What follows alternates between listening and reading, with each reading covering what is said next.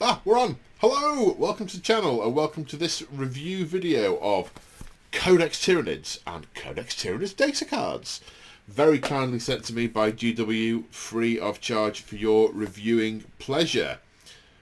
Okay, so I'm gonna dive more or less right in and say and start and stop things as we go along. Okay, so Tyranid Codex is often a weird one for narrative because it tends to not have any narrative from the perspective of the protagonists. So, and this is not really any different. All of the narrative is around other races' experience and interaction with the Nids. There's nothing written from the Tyranids' perspective, which I can understand. It's not an easy write, that. A little bit disappointed. I'd really love to see like that. I'd really love to read a novel that or excerpts in a codex that have got the perspective of the hive mind included in there as well, in more than just a sort of throwaway in the shadow and intelligence lurked and then num num num. So it's a 9th edition codex.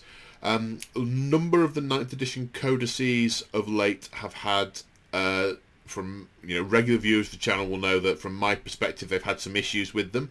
I don't expect this to be any different, but I'll try and call out where, if I'm giving my view on something, whether it's specific to 9th edition or whether it's actually to do with the book. Anyway, so usual format. I was going to say page turn, but I'm going to turn pages, see what we've got, and talk about it. If you're wanting something really clipped and tight, and going through all the stratagems and powerful combos and that kind of stuff, this isn't it. This is very much me flicking through the book and prattling as I go. I'm going to try and catch everything, but I will probably miss some stuff, and there's probably going to be some stuff I deliberately overlook. Anyway, I've been talking for 2.5 minutes now. I've not said anything, but I like this little excerpt here, so I'm going to read it out and try and do my best foreboding voice when I do it. I think it's cool. Beyond the human galaxy, beyond the range of man-made spacecraft and astrotelepathy, lies the unspeakable cold of the intergalactic void. Few have ventured into this realm, and none have ever returned. It is the great barrier that divides galaxy from galaxy, a place where time and space conspire to hold the worlds apart with inconceivable distances. Yet, the void is no longer empty. An immeasurably ancient and implacable intelligence moves through the cold and the darkness, its many eyes fixed on the distant glittering lights of our galaxy. The great devourer moves between the stars and hungers for the flesh of all who lie before it. This great organism, this monstrous entity, is known as the Tyranid race. Even by naming the great devourer, civilizations betray their ignorance. Every thought and action, every spark of life in the Tyranid race is bound to and interlinked into a single mind, a single great entity that stretches over light years of space and is controlled by the immortal hive mind. 1 billion times 1 billion Tyranids stand at the rim of the galaxy, yet each one is no more than a single cell in the living body of the hive mind, the devourer of worlds. Just reading that makes me want to have an 8,000 point army and just charge across tables going gribble, gribble, gribble, and eating guardsmen and orcs and Eldar and everything. Just everything. Yeah. Okay, so we've got some. We've got the obligatory. What are Tyranids? It's called the Great Devourer.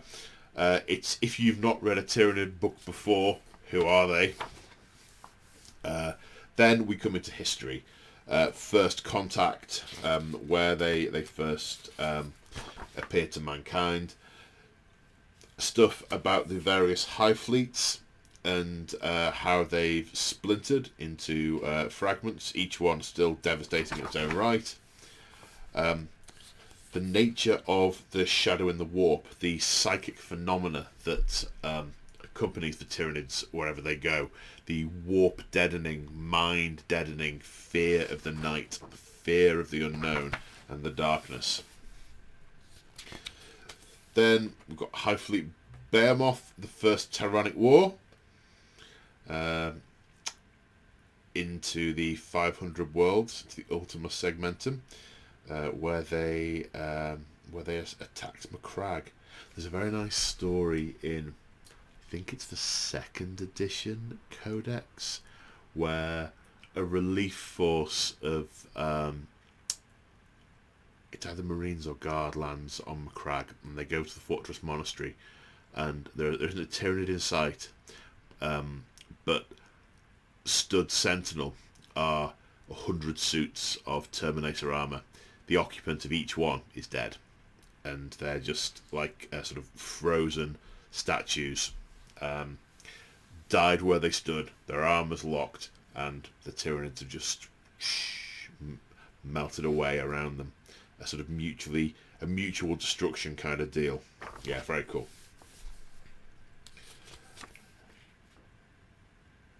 Then we've got a section on strategies of the hive mind. It's nothing terribly complex. It's 2 half pages talking about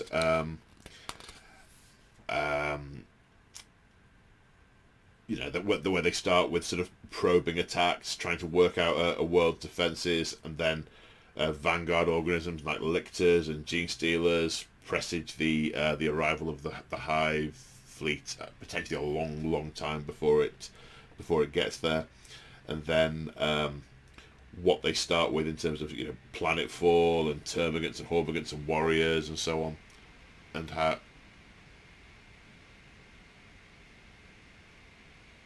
Okay, I just got an optimization warning on screen. I'm not sure what that means. Hopefully this is still being recorded. There's a couple of pages on the Living Arsenal, which I like. It's pictures of the various guns and then nice little sort of 100, 200 word descriptions of each one and how they work, and yeah, nice and gruesome and gory. And then one about the melee weapons. There's one of the missile weapons, one of the melee weapons. The rending claw is quite a nice one. These oversized claws are rendered particularly deadly by their organic sheaths of diamond-hard and wickedly sharp chitin. With the tailored muscle and sinew of a Tyranid warrior organism behind them, rending claws are quite capable of ripping through adamantine and bonded ceramite as though it were nothing more than tattered cloth. The damage such vicious claws can inflict on living flesh is best described as catastrophic, with a single swipe usually sufficient to disembowel or tear the throat from the prey.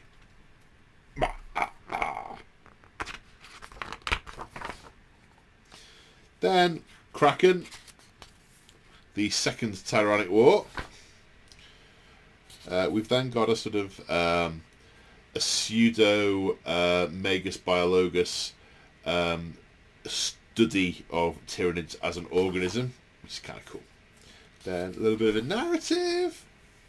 Then Leviathan, my personal favourite purple people eaters.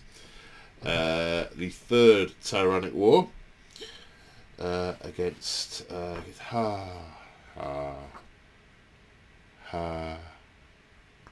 a bit here about the battle for Baal, which is nice. Then we've got a page each on High Fleet Gorgon, High Fleet Yomanda. Am I pronouncing that right? Almost certainly not. Yormungandra. Yormungand. I accept I got it wrong. Kronos, Hydra. Then a couple I hadn't heard of before. Tiamat. Nothing to do with the many-headed Prince of False Dragons, sorry, Queen of False Dragons. Uroboros. Then we're into pictures, and we've got We've got a page with termagants of Tiamat, Kronos, Ouroboros, Jormungandr, Behemoth, Kraken, Leviathan, Hydra, Gorgon, all the fun of the fair. We've got some pictures of the brand new Parasite and Mortex, which is tiny, tiny little. Well, it's on a 40mm base. It's a tiny.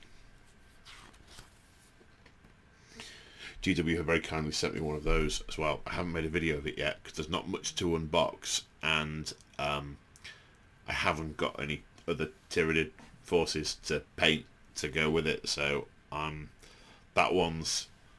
I'm going to get to it. But what I don't know is when. Looks around at all the other stuff. Thinks, no, I don't know when either. Lots of nice pretty dioramas with various different hive fleets. There's a few ultramarine dioramas with hive fleet Behemoth, which is nice. A bunch of Leviathan with Blood Angels and against Orcs. And some Deathwatch. And that takes us towards the rules. Now, on first examination, this struck me as relatively trimmed down. A lot of the recent 9th Ed books I have found needlessly complex, to the extent that they're difficult to actually use. My initial impression of this book wasn't that, but the complexity is here. It is hidden, and we'll talk about it. So, detachment abilities. You've got your usual everything gets the hive tendril keyword, and you have to choose your tendril. Rare organisms. You can include a maximum of 1 hive tyrant in each detachment. Now, I had hoped to see if you have a hive tyrant, it must be your general in here. Because in other books, you've got things like the Necron one, I think, is superb, the way it says, if you have the Silent King, he must be your general. If you have a Pharaon, he must be your general unless you've got the Silent King. If you have an Overlord, he must be your general unless you have a Pharaon or the Silent King. And it's got that hierarchy to say who would be in charge from a narrative perspective. And I always really like that. And I always feel the same should apply to Tyranids with hive tyrants. They've always been, for me, the quintessential leader beast. But no, that's not a direction they've gone. Then it talks about hive fleet adaptions and hyper adaptions. And then there's a weird thing on living artillery. Basically, all you need to know for living artillery is spore mines, whether they're large or small, don't get your hive fleet adaption. They don't get the special rules. There's a lot of words that get towards that, but that's basically what it means. And then there's a lot more words that says even though they don't have the keyword, you can still include them in your detachment without losing this rule and losing that rule. A lot of words to just say, yeah, they don't get like the special feeding frenzy because it's a mine. In the same way that a bullet doesn't get it. But yeah, so that's the thing. So the hive fleet adaptions, the hive fleet hyper adaptions are, I'm going to describe them as interesting. Every hive fleet has an adaption. Some of them are relatively straightforward and streamlined. Some of them you need a degree in linguistics to work out what on earth it's on about, but that's a 9th Ed thing. Then you have hyper adaptions. Each hive fleet has a default hyper adaption, which is its special thing, and we'll come to some examples in a bit. But you can change your hyper adaption at the start of the game. There are lists. There are 3 lists. There's feed, lurk, and hunt, representing different sort of predatory traits. And each of those has a list of, I think it's 4 options in it. And each hive fleet, you have access to 2 of those 3. Basically, you have a special rule, which is your hyper adaption. When the game starts, if you want to, you have another list you can choose from and you can swap it for. So that it represents the fact that Tyranids are massively that their evolution is come on brain, use your words.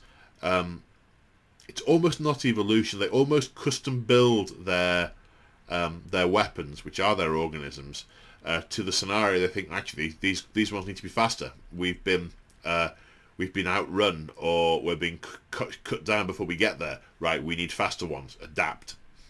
We will now spawn faster Tyranids. We will right click, select, be faster, then throw the seeds into the gene pool and watch them grow. And also from a competitive point of view, it lets you counter your opponent if they've got lots of big things, or things that help you against big things, etc. You can fill in the gaps of the rest of that sentence yourself. So I think what I'll do is I'll start and see where I go. Okay, so Behemoth, their high fleet adaptation is hyper aggression. Each time a unit fights, if it was charged, or makes a heroic intervention, add 1 to the strength characteristic of models in the unit. So that's the one that you always get that if you're playing Behemoth. Your adaptation, not your hyper adaptation, your adaptation is reroll charge rolls for units made with this adaptation. So Behemoth get +1 to strength if they've charged or been charged, etc., etc., and reroll charge rolls. But they can swap reroll charge rolls for any one on the Hunt Biomorphologies or the Lurk Biomorphologies. I think I'll go through all those together rather than doing them per thing. But actually, no, having just said that, I'll just give a couple of examples now, just for flavour. So one example of Hunt is Adrenalized Onslaught. Each time a model makes a consolidation move, it can move an additional 3 inches to a maximum of 9. That's one of the 5 options in the Hunt list that you could swap your reroll charge rolls for. One of the Lurk ones, I'm just reading the top one of each at this point, it's Exoskeletal Reinforcement. You treat Armor Pen -1 as Armor Pen 0. So, yeah, these ones are getting shot up. Quick, evolve thicker skin. Gotcha. So I think you get the gist that you, depending on the scenario you're playing, depending on the hive fleet's requirements, it can tailor its organisms to fit. It's not something you have to decide on your roster. It's something you decide as the first battle round begins.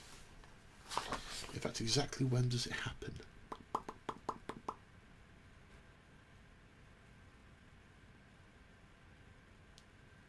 At the start of the battle, after determining who has the first turn, is when you swap it out. So, staying with Behemoth, Warlord trait. In melee, unmodified 6s inflicts mortal wounds. In addition, the Monstrous Hunger.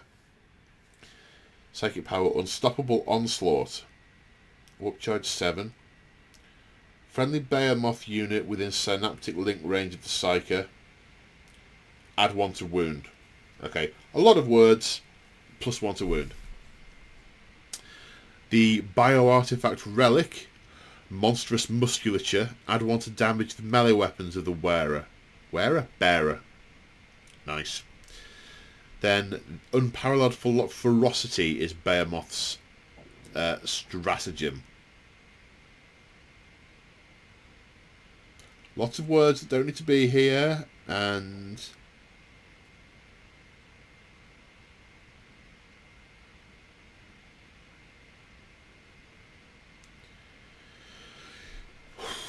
if it dies, you can use this to fight. That's an awful lot of words to just say. If it gets killed before it's had a fight, spend a command point, have a fight.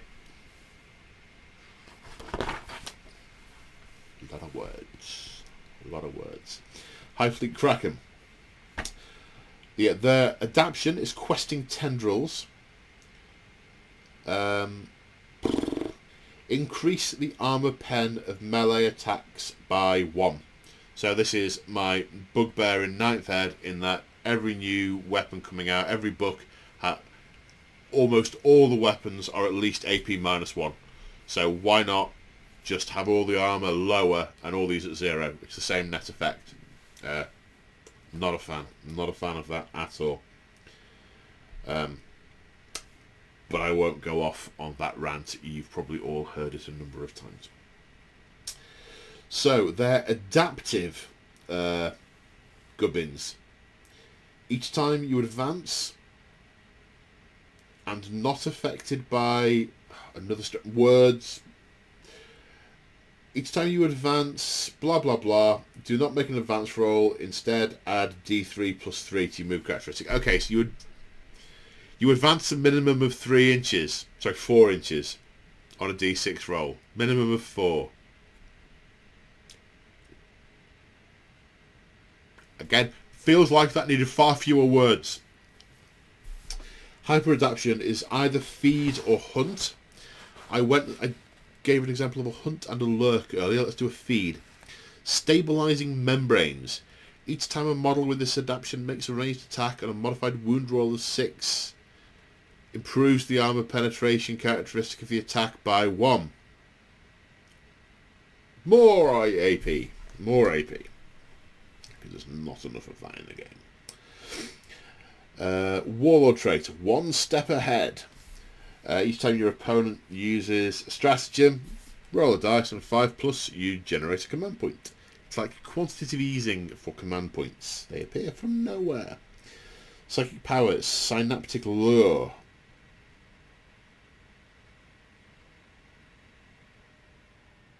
You cast it on an enemy unit, and if you're successful, Kraken units can re-roll the charge to charge against them. So the psychic goes, that one. Go and kill that one. And all the beasts go, charge, charge, charge, charge, charge. And you re-roll charges. I like that. That's nice. That's that sort of hyper-intelligent, predatory kill command. Yes, I like that. Their relic, chameleonic mutation, -1 to hit, and the hit roll cannot be re-rolled. That's a thing we're seeing more and more of in 9th Ed codices now. Mitigating the, let's call it the effect, not the bloat, the effect, the power of other codices that by just negating their abilities. The hit cannot be re-rolled. Yeah, I mean, for me, that's -2 to hit, isn't it? But 9th Ed doesn't allow for that, so there we go. Opportunistic advance is the Kraken stratagem.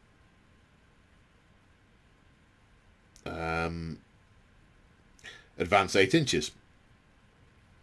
And no -1 for firing assault weapons. So super shooty, super quick.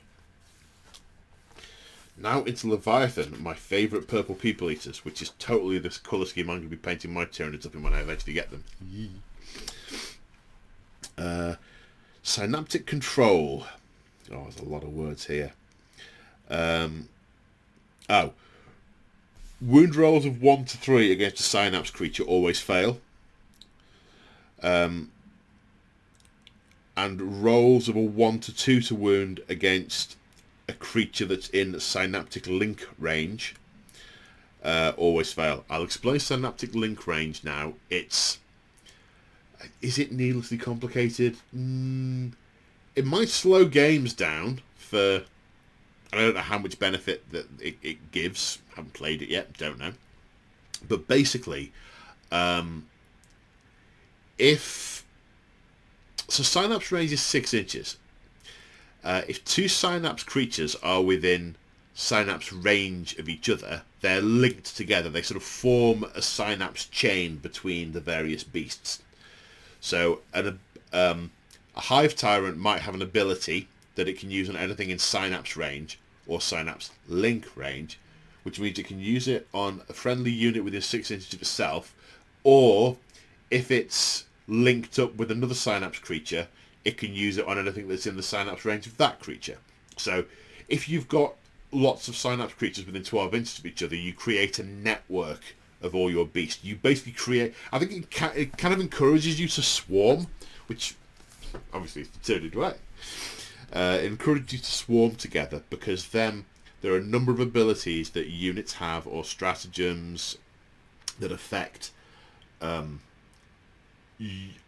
can be placed on units that are within Synaptic link range. So your Hive Tyrant has a farther reach through the other Synapse creatures than it does on its own.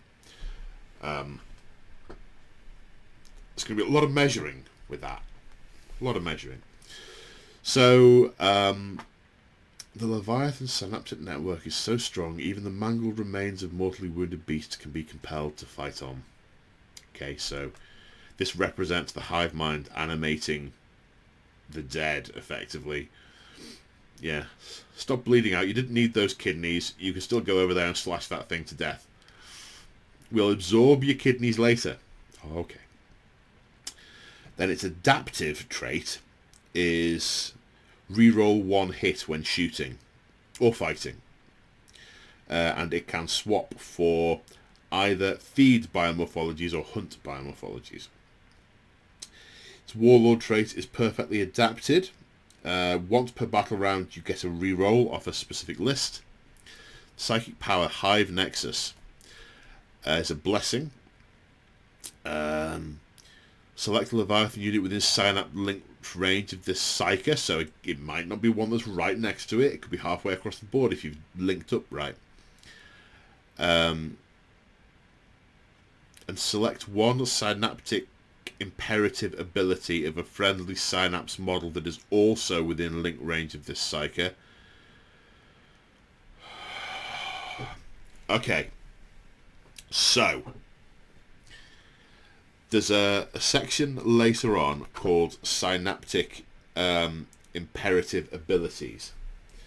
In fact, let's take a pause and go through those now.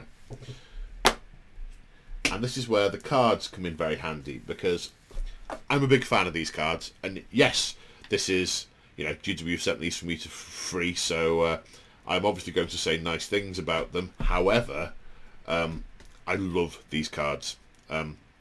They help me enormously going through and throwing out the ones I'm not going to need for this game, and then organising them into piles in different phases so I can go, right, we're in the shooting phase, what are my 5 options?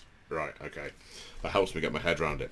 And one of the things they've done is they've done a card for each of these Synaptic imperatives, which are really handy. So again, I'm going to draw parallels to Necrons. The Necrons have got abilities each turn whereby the Necron Lord can pass command protocols down to nearby Necrons. And it's a different one each turn, and you have different cards for them each turn. The way the Synaptic imperatives work is you can have 1 active per turn, and it affects, or is it battle round? Same difference. And it affects every unit within Synapse range of any Synapse unit, but you only get to access the ones that are relevant to the Synapse creatures you've got. That didn't make any sense. Hang on, hold that thought. So let's say, for the sake of argument, in your army, you've got a Tervigon, and you've got a Neurothrope, and Tyranid Warriors. Let's say that they are the Synapse creatures in your army.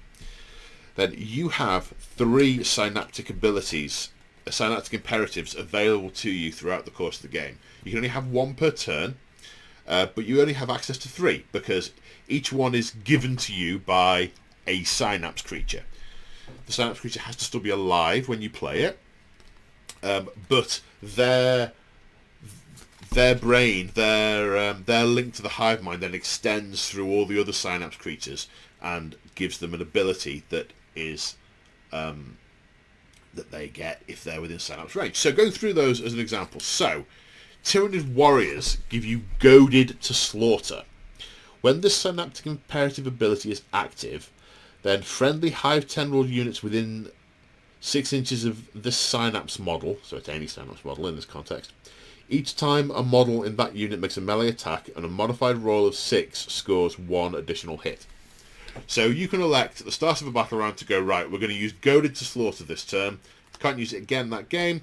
You still have to have the Tyranid warriors alive to do it. You can only pick it if you have Tyranid warriors in your army that are alive. And then every unit within synapse range will score an additional hit on a roll to 6 in melee. The Neurothropes ability is add 1 to psychic tests, add 1 to deny the witch, and shrug mortal wounds on a 5+. So its brain bug is extending its influence right the way through the hive mind, empowering all the psychers and shielding against psychic attack. Nice. Then the Tervigon, if you do synapse range, each time that unit is selected to make a normal move or advance until the end of the phase, add 2 to the move. So surging vitality. You this turn, if you're in a synapse range, you're adding 2 to move. Nice. And there's 1 for each synapse creature. So there's potentially an element of tailoring you can do to your army in that if you take specific synapse creatures, you can gain certain abilities. They're not abilities you can just pick. You only get them by having the synapse creature in your army and it being alive at the time. So, biddaloo, biddaloo, biddaloo. Back in the room, the psychic power for Hive Leviathan lets you pick a unit, pick a synapse creature, and go, right, that unit is going to get that synaptic imperative this turn. Boom. Irrespective of the synaptic imperative that is active. The Relic Perceptive Node. Node. I love that word. Node.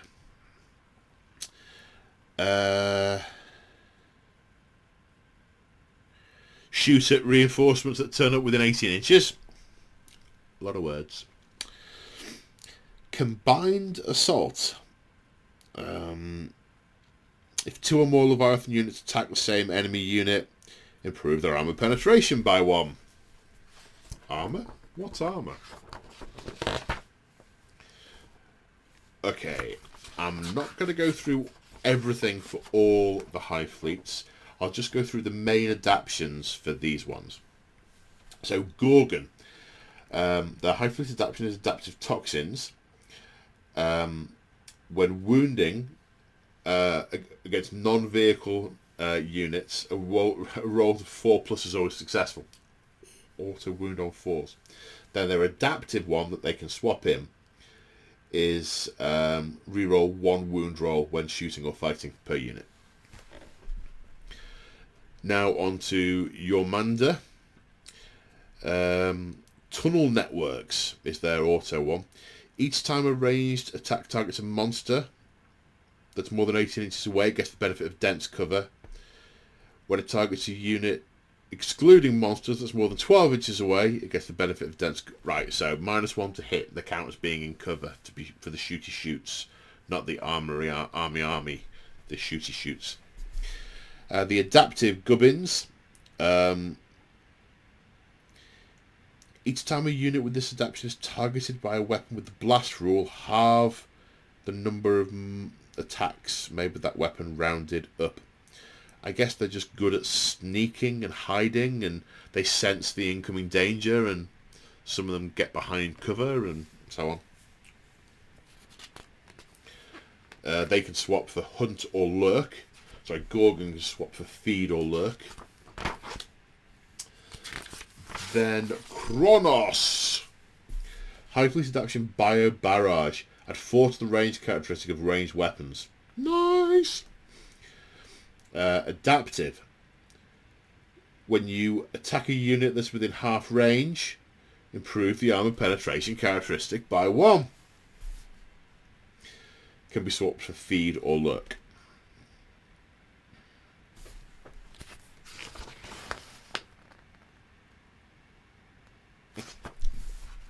Sorry, ignore me. No, don't ignore me. Carry on watching my video. Hydra, Swarming Instincts.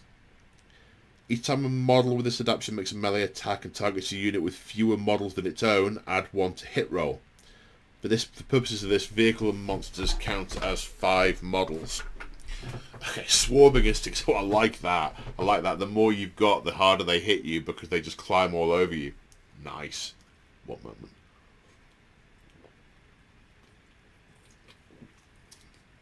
Oh, thirsty. Adaptive. Add 1 to move and consolidate an additional 3 inches. Can be swapped for feed or hunt. Okay. No, that was a different book. I was just thinking, isn't there a weird diagram with arrows and you can have this and you can't have that? Not this book. Infinite Biomorphologies. So you can make your own hive fleet by taking a hyper adaptation. One from... Basically, you can have... There are 3 categories. There's hunt, lurk, and feed. You can have 2. They have to come from different ones.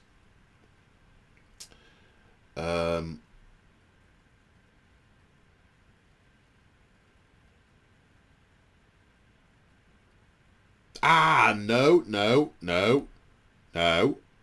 Not quite. You pick 2.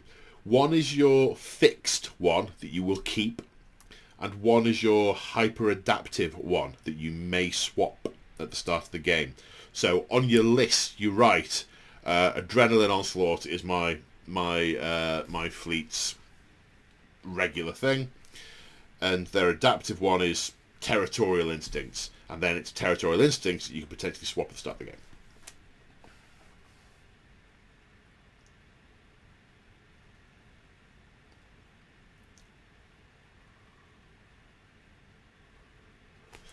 So the I'm going to go through these. These are worth going through all of.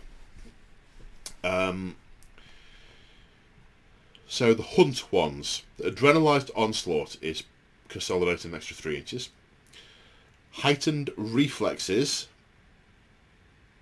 shoot when you fall back at -1.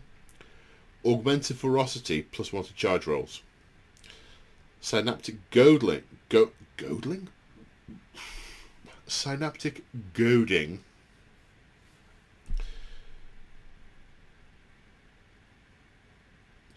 Start the first battle round. Units with the Endless Multitude rule, which I think are Gaunts, Holmagants, and Gargoyles, can move 6. Ambush Predators. Units with this adaptation can heroically intervene as if they were characters.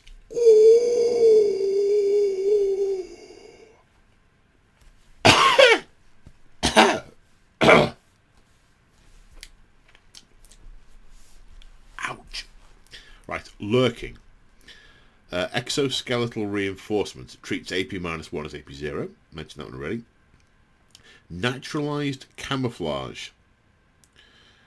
When they're in cover, they get an additional +1 to save. Territorial Instincts. Monsters are obsec.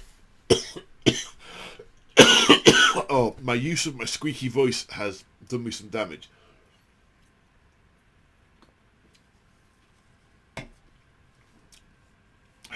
Settle down. Settle down. I might need to whisper a bit. And monsters with a wound characteristic of 10 or more count as 5 models when determining control of an objective marker. So monsters are obsec and they count as 5 models, basically. Unfeeling Resilience. you count as having double the wounds for determining what bracket you're on. Synaptic ganglia. You can deny the witch, and every time you manifest psychic power, you increase the range by 3. So that'll work. The first time I read this, I thought you got everything in the list. It took me quite a while to work out it was pick one. That's the thing, I mean... Yeah. So, feed. Stabilising membranes, I mentioned that. Unmodified wound roll of 6, improves the armour pen by 1. Exoskeletal stabilisation. You can advance and fire assault weapons without penalty. Move and fire heavy weapons without penalty. And monsters can fire heavy weapons into combat without penalty. Wreathed in shadow. Each time an enemy cannot overwatch or set to defend against those units. Can't overwatch. But then again, I keep forgetting that overwatch isn't a big thing in 9th. I keep assuming that every unit can do it, even when I'm playing games. Even when I get to the point of going, oh yeah, of course it costs a command point. 2 minutes later, I'll be imagining it again. Oh yeah, but the overwatch. Relentless hunger. When you fail a charge, you can make a normal move up to 3 inches. I like that. You're always getting closer. Unstoppable swarm. Ignore all modifiers to move, advance rolls, and charge rolls. That's nice.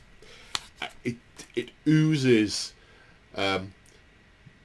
big stuck in a spaceship with a massive pack of these things.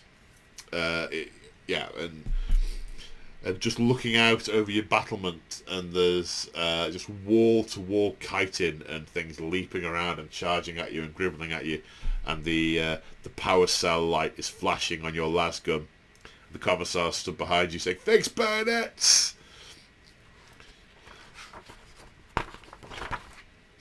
Looking up at the sky, thinking, will the Astartes turn up? I mean, no one said they're going to, but I've got 20 seconds to live. I might as well pray to the Emperor. Please send me your angels. Drop pods. Which means they're first generation. Yes. Yes, they are. Right, now we're into stratagems. Am I going to go through all of them, albeit briefly? Yes. In which case, I'll do it from the cards, because they're a bit quicker. We've already touched on the specific ones, so that's fine. Okay, so we've got Scorch Bugs, +1 to strength, of flesh bores. Yeah, flesh borer units. Which really don't need it. Voracious Appetite. Monsters can reroll to wound. Adrenal Surge. When an adrenal gland unit makes a charge move, add 1 to its attacks, or D3 if it's a monster. Reinforced Hive Node. Used on Tyranid warriors or Tyranid primes, and subtract 1 from the damage characteristic of weapons for that phase. Nice. Nice. Observer Organism. When an exocrine shoots, your enemy doesn't get cover, and 6s score additional hits. Indomitable Monstrosity. When a monster is selected as the target of attack, can't wound it on a 1, 2, or 3. Power of the Hive Mind. You cast a psychic power, cast another one. Death Frenzy. Lots and lots of words. If your unit dies and it hasn't fought, it can fight. Pheromone Trail. Oh, I love this. This has made me go out and order some lictors. I love lictors. I've loved them since 2nd edition. They were always terrifying, and they just appeared in woodlands and then fired their flesh hooks into your guys and dragged them across the board and then just ate them, and then you couldn't shoot back at them. You're like, yeah, come on, brilliant. Loved lictors. They've never been scary since then.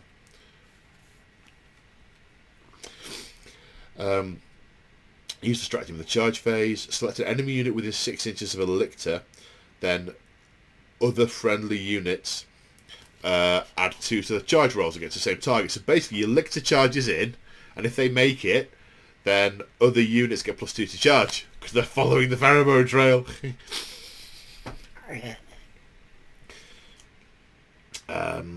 Synaptic channeling. Oh, okay. You cast this. You play this on a psyker. Until the end of the phase, they know all the psychic powers that other friendly psykers know on the board. So if you've got a lot of psykers and you've covered all the powers in the deck, you can use this to use any one from any psyker. That's very handy. That's very handy. If you've used the same power on every psyker, useless. Synaptic Legacy. Lets you select the synaptic imperative ability of a destroyed model rather than from a living one. So if you wanted the warrior's synaptic imperative, but they're dead, command point. Trampling Charge. Monsters charging do mortal wounds. Enfolding Strike, the Parasite of Mortex. When you finish a move or an advance, select a unit that you've flown over. Roll a dice. On a 2 to 5, it suffers D3 mortal wounds and becomes infested with parasites. See Parasites of Mortex. And on a 6, takes 3 mortal wounds and becomes infested with parasites. Rarefied Enhancements. Extra Relic. Hive Predator. Extra Warlord trait. Subterranean Assault. When you set up a Trigon or a Trigon Prime, select a friendly troops unit that's in strategic reserves and set it up within 9 inches of the Trigon or Trigon Prime. Now that's good. I like that because in previous editions you had to say which units were following them through the tunnel. And with Tyranids, there's so many, they're everywhere. I mean, they're rarely short of them. It could easily be the ones that you had intended to follow you have gone somewhere else, or these opportunistic ones have gone, oh, tunnel, and gone down it. So I like that. Rapid Regeneration. Regain D3 wounds. Invisible Hunter. What's another lictor one? I haven't seen this. Oh.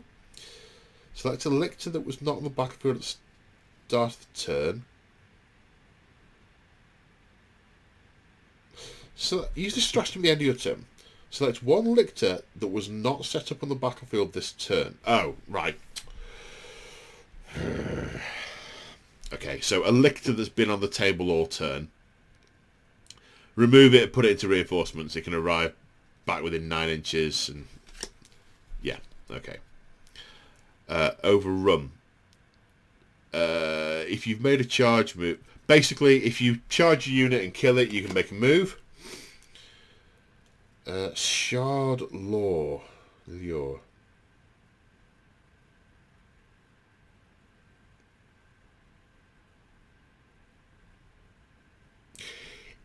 A synapse, you can play this when a synapse unit shoots an enemy unit, and then if someone charges that enemy unit, you can do roll an extra d6 to charge and discard 1. Okay. Endless Swarm. Select an Endless Multitude unit and add d3 plus 3 models back into it.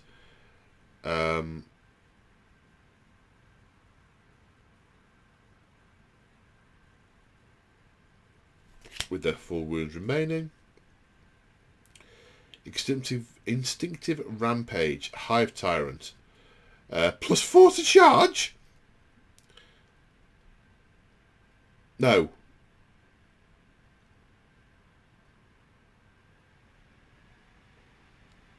What? Hang on. Bear with. Use this stratagem in any phase. When a Hive Tyrant model from your army is destroyed... Ah, okay, so Tyrant Guard go crazy if you kill a Hive Tyrant. They can get a +4 to charge. Until the end of the battle, they get +4 to charge. +1 to attack and +1 to wound roll, +1 to attack rolls, +1 to wound rolls. They really don't like it when you kill their charge. Hormigans, bounding advance. Advance an extra 6 inches. And you can charge even though you've advanced. Out time. Population everyone else. Encircle the prey. Use the stratagem at the end of your turn. Select a burrower's unit, so that's going to be like a trigon. A flying unit, so gargoyles. Remove the unit from the battlefield. In the reinforcement step, you can set the unit anywhere back up that's within 9...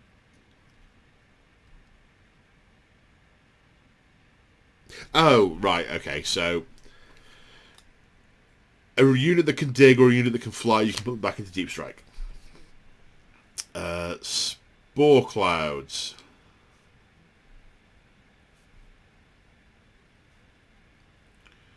When a spore caster unit is selected to remain stationary, add 6 to the range of its aura abilities. Spore caster, maybe that's like a venom thrope, I'm not sure. But if it's whatever it is, if it stays still, you can increase the range of its auras. Toxic entanglement. When you score a hit, when a toxic queen scores a hit against an enemy, roll a 2+.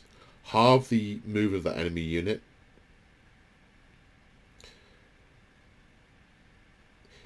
If a charge is declared by that unit, the toxic queen must be one of the models charged.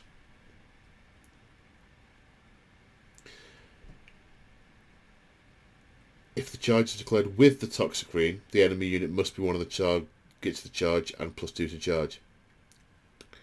The toxic queen's mass of tendrils whip and coil around the victim, ensnaring them and drawing them towards lethal embrace. Right, okay.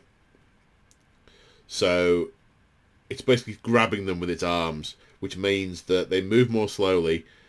If they're going to charge, they have to charge towards it because they're getting dragged towards it. And if the toxic queen charges, he has to charge them because he's holding them. Impaling hooks. A unit with flesh hooks adds 1 to attack roll. Okay.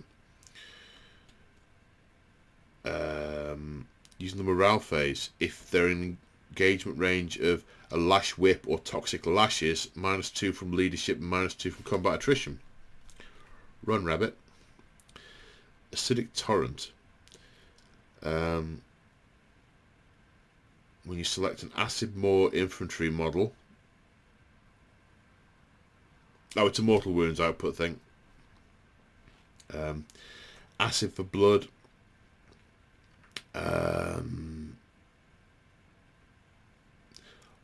When you take a wound in a 4+, attacking models unit suffers 1 mortal wound after attacks to a maximum of 6 mortal wounds. Now that's a 9th ed thing. I absolutely hate the to a maximum of 6 mortal wounds. To a maximum of this, to a maximum of that. It's like, okay, we've killed the first dozen, but the rest don't bleed. Nah. Doesn't work for me, that. Not a fan. Blinding Venom. It's a gargoyle ability that you use on a unit that they're fighting. They can't re-roll any hits, and they're -1 to hit. So they spit venom in their face. Another use of the deactivating someone else's ability thing. Pathogenic slime. When a hive tendril unit from your army is selected to shoot, 6 automatically wounds the target. 6 to hit automatically wounds the target. Okay, bypasses the wound roll. They're the stratagems. We've then got adaptive physiology. So these are the ones where you can spend extra points to increase something.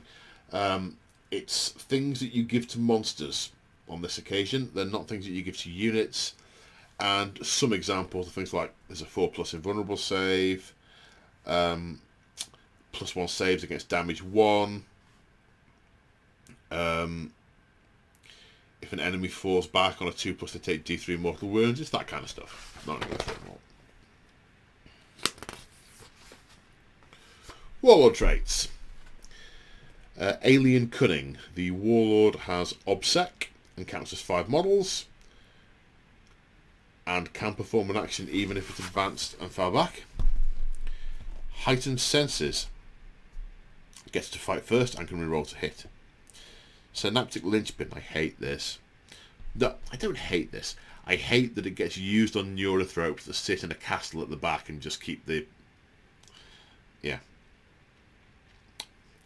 It's not enough... You want your Tyranids to gribble and scream and hack and slash and... add 3 to Synaptic range. Direct Guidance. Each command phase selects a friendly core unit with a Synaptic Link range. They get +1 to attack on hits. +1 to hit on attacks, I should say.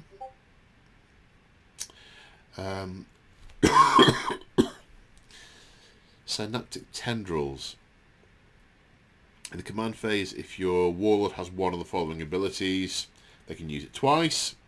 Okay. Adaptive Biology, 5+ Shrug. Right, what else we got?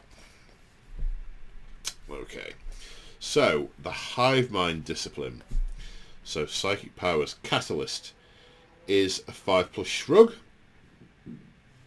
The Horror, -2 Leadership, -1 Combat Attrition tests.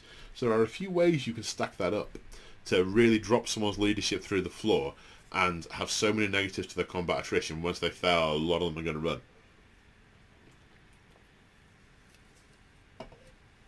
I'm really hoping that's the kind of thing Night Lords can do.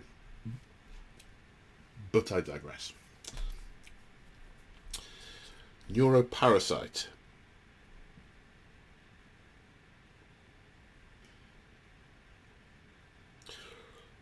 A unit within Synaptic link range or 18 inches of this Psyker. Roll a dice for each model in the unit.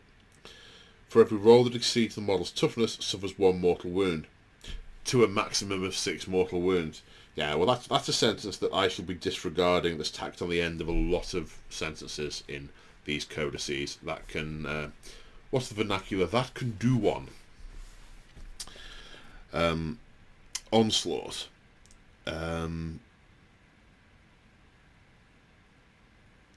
Select something in Synaptic link range. You can advance and fire assault weapons, no penalty. Fire heavy weapons having moved, no penalty, and you can charge after you've advanced. Paroxysm, cast on an enemy unit. They can't overwatch or set to defend, and they're at -1 to hit. And Psychic Scream, 18 inches, D3 mortal wounds, and has the potential to make Psychers forget psychic powers. Okay, relics. Do a couple of these. The Resonance Barb. With the crowning carapace of this creature are pulsing bundles of nerves, their tendrils driven irreversibly into the beast's cortex. The Resonance Barb throbs as synaptic frequencies with the hive mind, transmitting a portion of its cosmic might into the creature's flesh form. +1 to psychic tests. And they know 1 additional power. Scythes of Tyran. Model with 2 monstrous scything talons only. Oh, it's better monstrous scything talons. Gestation Sac. Once per battle, the bearer can perform the following action. Blah, blah, blah, blah. Set up new Ripper Swarms. So they're carrying around a sack of Ripper Swarms and they can just go... Rippers! Does not cost any reinforcement points. I've seen that a few times in a number of books now, which I like, because I dislike the whole concept of reinforcement points. You should account for that. If a unit has an ability to add more units, that should be factored into that unit's cost. And you run the risk of losing out if the unit's killed early, and your enemy runs the risk of letting them get more from it if they leave it alone. So, yeah.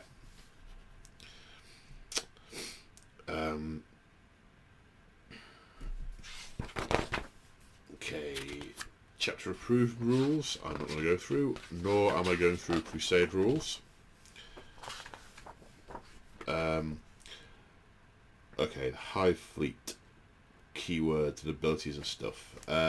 Synapse, 6 inches, auto pass morale. Shadow with a Warp is 18 inches, -1 from psychic tests taken, and every time an enemy unit suffers power to the warp, it suffers an additional wound. Swarming Masses is a lovely little rule. So when you attack in melee, from the core rulebook, you attack if you're in engagement range, so within half an inch of your opponent, or if you are within half an inch of a model that is within engagement range.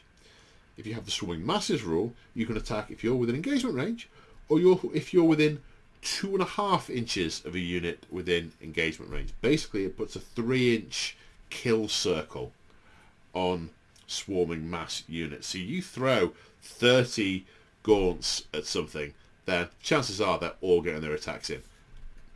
And Hormigants having lots of attacks. Yeah, nice. I love that. Incredibly thematic. Really like that. Then there's a page explaining the synaptic link, but we have discussed that already. Then we have the various synaptic imperatives. I'll go through the ones I haven't already gone through. The Hive Tyrant one. You can charge on the turn that you fell back. The Broodlord one. You're always treated as having light cover. If you're already receiving light cover, you count as having heavy cover. Tyranid Prime, Guide Mind.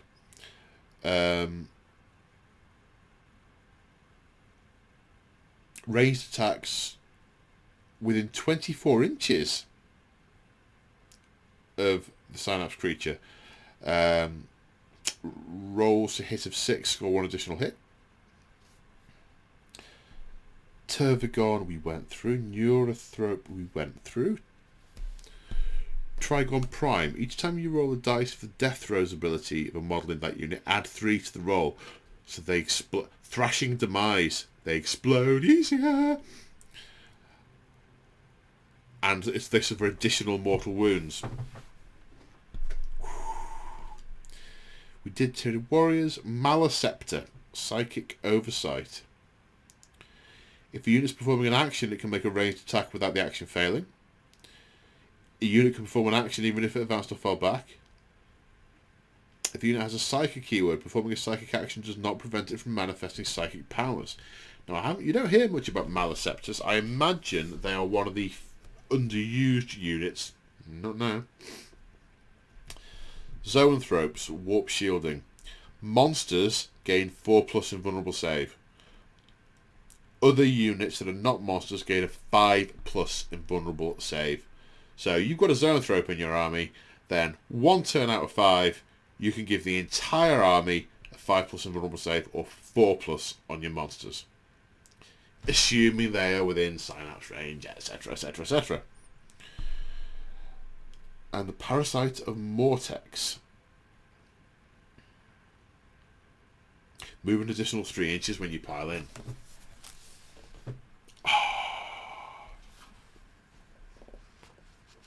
Okay, right, we are now on to the profiles.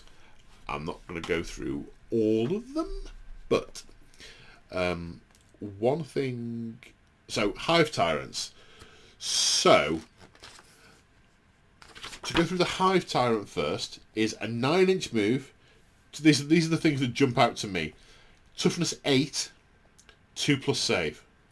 This thing has got a lot more resistance to damage. But then again, all a 2+ save really means now is a 3+ save. Because everything's AP -1.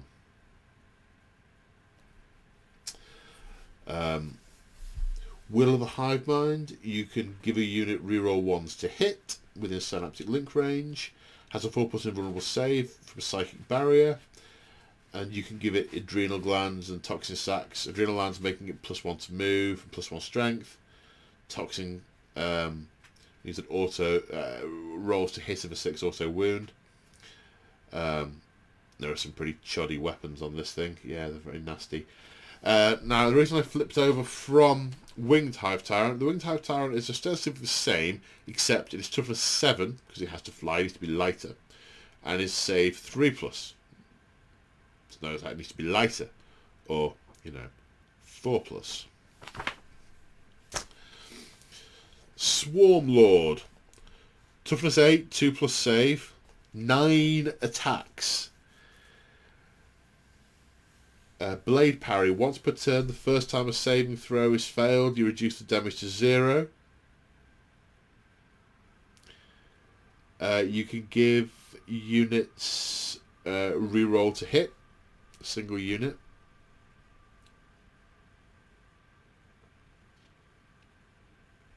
Oh, and the Hive Commander has a Hive Commander ability, which means you can give a unit obsec. And if it's already obsec, it counts as one additional model. Models in that unit count as one additional model. So the Swarm Lord is really good at holding on to objectives. And, brutally murderizing things with its weapon skill of 2+, its 9 attacks, its strength 9, -4, 3 damage weapon. Gonna skip over the Broodlord and the Neurothrope. Tyranid Prime isn't anything particularly special. It's got a 3+ save now, so I'm not going to go through that one. Tervigon. How can I stop this thing making that beeping noise? Go away. Stop beeping. The Tervigon. Okay, so Tervigon. I want one. Toughness 8, 17 wounds, 2+ save. Has got some weapons and so on. Can spawn termagants. You'll like this. Up to 2d6 destroyed models are returned back to a friendly termagant unit within 6 inches. Once per battle, it can spawn another new unit of termagants of 10 models within 6 inches that do not cost reinforcement points. Nice.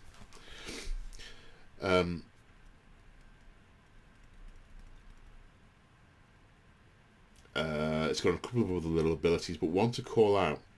Whilst a friendly, called Wall of Flesh. Whilst a friendly High Fleet Termagant unit is within 1 inch of this model, if that unit contains 15 or more models and is closer to an enemy model than this model, those enemy models cannot target this model with ranged attacks. So you stick a couple of units of 30 Termagants in front of this thing, you got to kill them, or at least half of both units, before you can shoot the Tervigon, because they're just piled up in front of it and jumping in the way of the incoming fire. And I refer back to toughness 8, 17 wounds, 2+ save.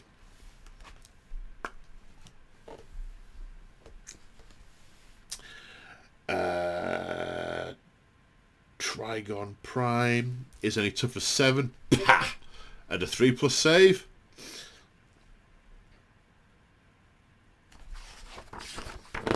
I mean, it's mostly about the saves. Old One Eye is a character now. I don't know if he was before, but Old One Eye is now a character. A 2+ save, toughness 7 Carnifex character that is not a Synapse creature. I think all the other characters are, but this one isn't, obviously, because it's Carnifex. And there's something that was right about the genetics that just mean that the swarm keep on respawning it. The hive mind keeps respawning it. This one worked. But copy, right click, copy, paste. Tyranid Warriors are now toughness, save 4+, which I think they were anyway. Couple of shout outs on here, I guess. I'll say shout outs. So, basic weapons. The Death Spitter is now Assault 3, Strength 5, AP -2. That's going to do some damage. Its Ballistic Skill is 3+ now. I don't know if it was in the last edition, but it certainly wasn't the last time I looked at them. The Devourer, Assault 5, Strength 4, shorter range. Spine Fists are Pistol 2, Strength 5, AP -1. Barbed Strangler is Assault D6, Strength 6, -1, 1 damage blast. Venom Cannon, Assault D3, Strength 8, -3, 2 damage blast. It's a Marine Killer. And it's got an ability that means if you've taken Tyranid Warriors, you can take a Tyranid Prime without it taking up an HQ slot. There's a few things like that in there. Then we go on to Termagants. So, not a lot to shout out, apart from the fact that, and this has already been on Warhammer Community, Flesh Boars are Strength 5, AP -1. I mean, I can see Strength 5, right? Because they've always been high strength. They've always been Strength 4. And they used to have a rule called Living Ammunition, which meant you could reroll to wound. And I can see how you would make that a bit more streamlined by just saying, do you know what, we'll just give them +1 strength instead and reduces rerolls. I can see that. The -1 AP, I cannot see at all. It's a little bug that eats its way through, yeah. I mean, that's the same AP as a heavy bolter. Devourers are Assault 2, Strength 3, AP dash, so they are significantly lower in power/usefulness than the Flesh Borer. The Flesh Borer is 18-inch range now, not 12. So, from a stat line point of view, I can't see a reason to take a Devourer. The Devourer is also more expensive. I mean, obviously, when I do these, I will have units with all 3 of them. Termagant Spine Fists. Yes, that's the thing. It's not Devourers and Spine Fists. It's Termagant Devourers, Termagant Spine Fists. They've all got different stat lines. So you have to remember the exact stat line for each unit rather than just this is what a Devourer is. Which is a bit frustrating. Spine Fists, Pistol 2, Strength 3, AP dash. Again, same cost. Hormigants. Movement 10. 3 attacks base. Hormigant Talons, Strength 3. Sorry, Strength User, which could be higher. And AP -1. Quelle surprise! Gets to make an additional 3-inch move when piling in. These things are really, yeah. Hormigants. Then Gargoyles, also troops. So far we've had Tyranid Warriors, Termagants, Hormigants, and now Gargoyles as troops. They're just flying gaunts. They're gaunts with a 12-inch move. And a smaller unit size. They can only go up to 20, not 30. The others are 10 to 30. They've got all the other same rules, from what I can see. No, the save's only 6+, not 5+. And that concludes the troops. So, Gene Stealers, not troops. Which I personally like from a narrative point of view, because they, for me, are the Gene Stealers that are left over from the Gene Stealer cults, rather than more being spawned. And they're rarer at this point, in my mind. I know that's not what all of the lore says, but it doesn't all agree with itself, with each other. I know that will cause problems for different people's army builds. Hey, I guess I'll sell more models. But from a narrative point of view, I am in favour of that. Okay. Toxicrene. No, not going for that one. Tyrant Guard. 2+ save. Toughness 6, 4 wounds. You can't target a Hive Tyrant whilst these are within 3 inches of it. They gain extra attacks if they're near a Hive Tyrant. And then you can include Tyrant Guard in an army that has a Hive Tyrant without taking up a battlefield slot. So you don't get the Tyrant free, you get the Tyrant Guard without taking an elite slot. I like Tyrant Guard. I love the concept. Oh, hello, Lictors.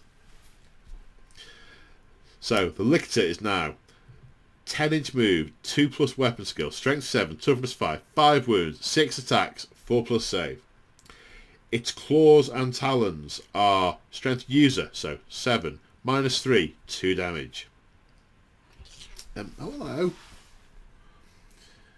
Chameleonic skin, -1 to hit it.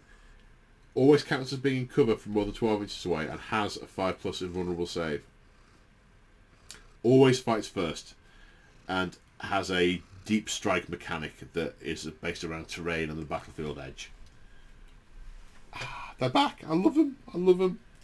And the Death Leaper is the Lictor Plus. So it gets superior chameleonic skin, which is the same apart from it's a 4+ invulnerable save rather than a 5+. It gets always fights first as well. And its deep strike ability. It's got 7 attacks rather than just the 6. But it also has the Fear of the Unseen rule. Whilst an enemy unit is within engagement range of this model, the unit cannot be selected for stratagems used by your opponent, and the unit cannot be affected by stratagems used by your opponent. They mean the same thing, surely. Maybe one as an area. Can't play stratagems. Can't be affected by stratagems if you're in combat with this, because you are very, very, very scared. Okay.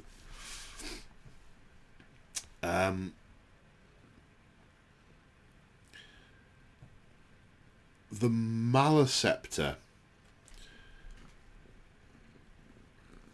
is... Okay, so the unit can attempt to perform the encephalic diffusion action, which is a psychic action, warp charge 6. So you use it instead of casting a psychic power.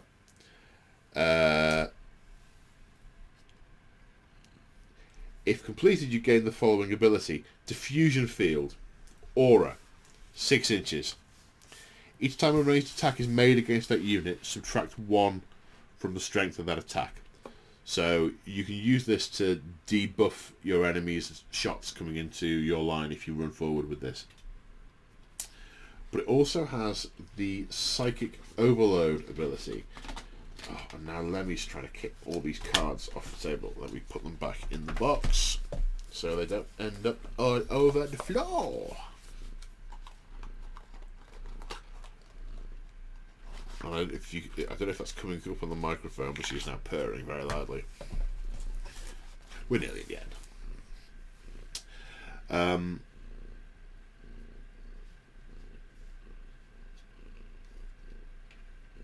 Each time this model, so Psychic Overload, each time this model successfully manifests a psychic power or completes a psychic action, if the result of the psychic test was 7 or more, after resolving, then the closest enemy unit within 12 inches suffers a number of mortal wounds based on a table. So basically this just oozes psychic energy, and as it's doing its psychic thing, the overflow can lash out and do damage to nearby enemies. Nice!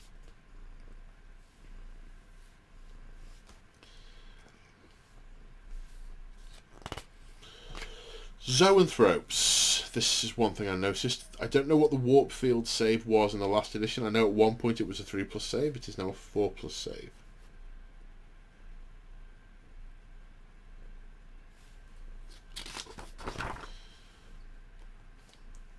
A couple of call-outs. Raveners. They now have serpentine bodies, -1 to hit them in melee. And if you've not given them a shooting weapon, they get to reroll hit rolls of 1 in combat. Otherwise, they look... they seem to be largely unchanged, I think. Scything Talons, -1 AP, additional attack with the weapon. So that gives them 7 attacks each. Ouch.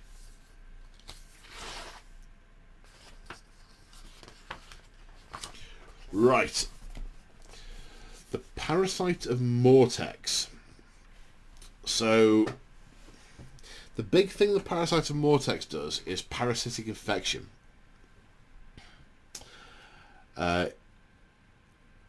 Each time an attack is successfully made that wounds the enemy, it suffers a mortal wound in addition. At the start of your opponent's command phase, they roll a d6. On a 1 to 3, they suffer d3 mortal wounds and are no longer affected with parasites. On a 4 to 6, they suffer d3 mortal wounds and are still infected with parasites. So, the mortal, once you've infected a unit,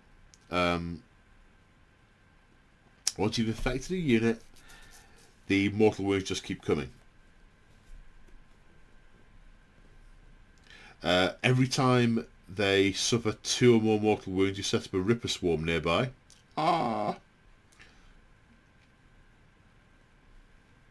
then we have another couple of things. It itches. While the unit's affected with parasites, it loses the Obsec ability. And then it's -1 to hit because it's Shadow Hunter and Death from Above, which is Deep Strike and so on. So basically, you can leave parasites behind in enemy units that do mortal wounds to it and turn into Ripper Swarms. Nice.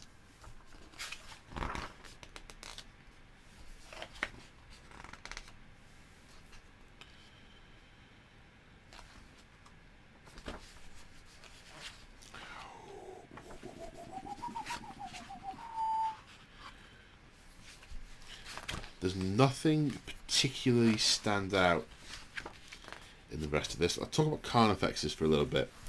I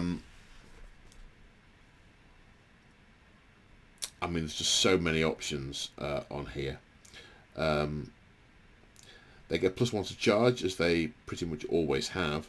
There's -1 to damage from their armoured exoskeleton. They've got 9 wounds, but -1 to incoming damage.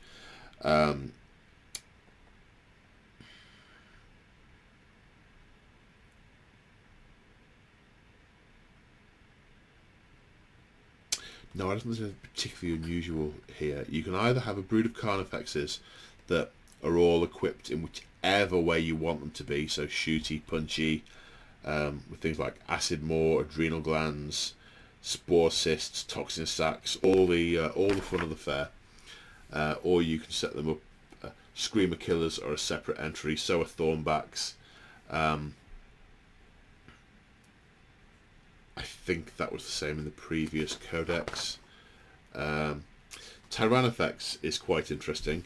It's, as you would expect, a toughness 8, 2+ save, 17 wounds. Its weapons. The acid spray is 18-inch range, heavy d6 +6. Auto hits, strength 6, -3, 2 damage. The rupture cannon. Heavy 3, strength 14, -4, d6 +4 damage. That will make a mess of many things. And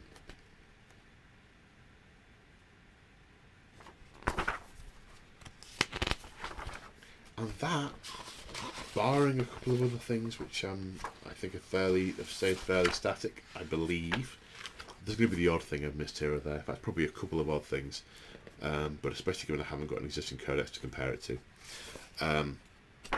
That's it. So, yeah, I mean, in summary, I have a couple of gripes with it. But those are pretty much all around 9th ed, rather than this book in particular. There's some very nice, very characterful stuff in here about... reading this really does make me fear for coming up against a swarm or against big monsters and so on, which is exactly what I should do. I should, as a player, when I get into the mind of my general, my army, I should be terrified of Tyranids.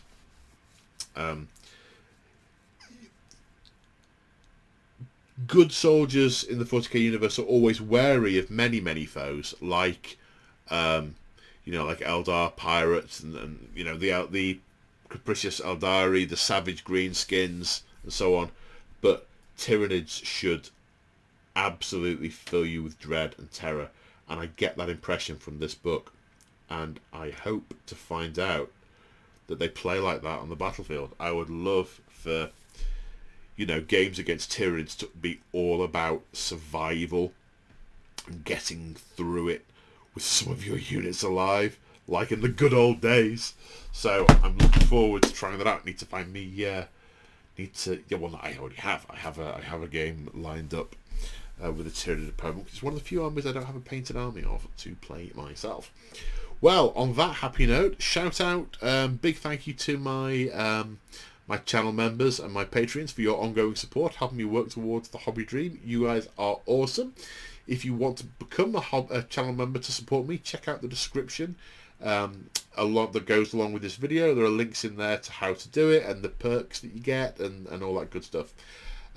If you want to support me in a different way, if you shop at Element Games, maybe to buy your shiny new Tyranids, if you follow the link in the description, that is my affiliate link, and tells Element that you've come from me and they love me for it and give me shiny commission. And on that note, I am going to say that was the Tyranid Codex, and I will see you folks in the next one. Take care. Bye for now.